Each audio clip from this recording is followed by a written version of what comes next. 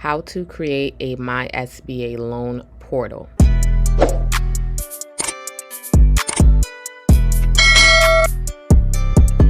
The SBA has extended the application deadline to December 12th. So they've also changed the website where you can apply for the application, and it is now lending.sba.gov. So when you get to this website, you would click register for My SBA to create a loan portal.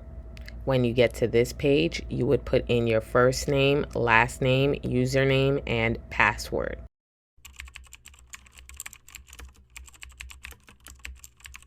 And you would click next step. And when you get to this page, you would put in your home and mobile phone number, your email, your country, and your address.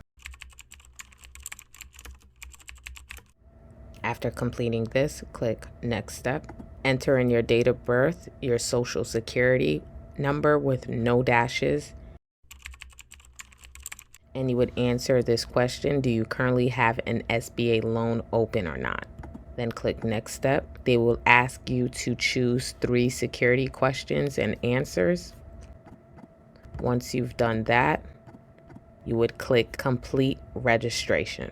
Check out my next video on how to complete the new SBA loan application. Good luck. Peace.